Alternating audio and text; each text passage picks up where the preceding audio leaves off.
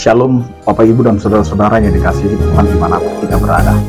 Mengawali setiap aktivitas dan pekerjaan kita, marilah kita mempersiapkan hati dan pikiran kita untuk mendengarkan firman Tuhan yang menjadi dasar kehidupan kita. Kita berdoa. Kasih karunia dan damai sejahtera dari Allah Bapa kita dan dari anaknya Tuhan Yesus Kristus menyertai kamu sekalian. Amin.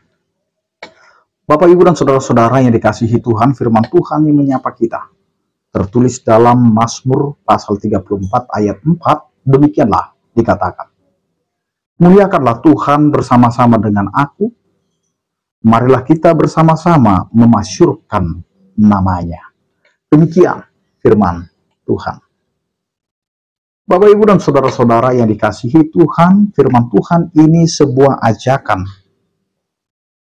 Dan ini bukan sekedar panggilan untuk memuliakan Tuhan secara individual, tetapi sebuah seruan untuk melakukannya dalam kebersamaan atau persekutuan.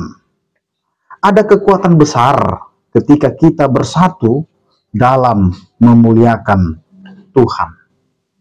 Berikutnya Bapak, Ibu, dan Saudara-saudara,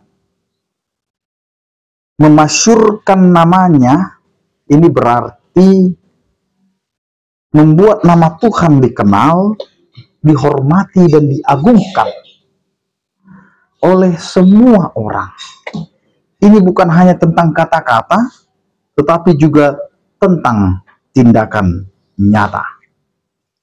Bapak, Ibu, dan Saudara-saudara yang dikasihi Tuhan, firman Tuhan ini ajakan yang mengingatkan kita bahwa memuliakan Tuhan adalah tindakan persekutuan, tindakan komunal atau komunitas. Ini adalah panggilan untuk menjadi bagian dari komunitas orang percaya yang aktif, saling mendukung, dan memiliki satu tujuan, memasyurkan namanya.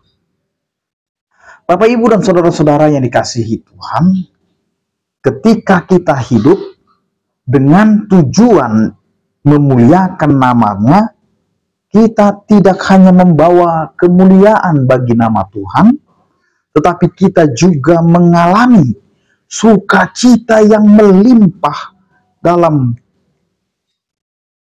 hubungan, dalam persahabatan yang erat dengan sesama orang percaya. Karena itu Bapak, Ibu, dan Saudara-saudara, jika kita memuliakan Tuhan, tidak ada lagi saling dengki, saling iri, saling menyakiti, saling cemburu, dan menyombongkan diri.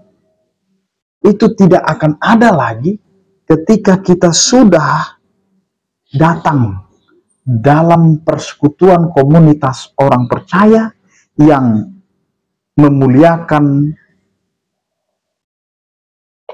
Tuhan dan memasyurkan namanya.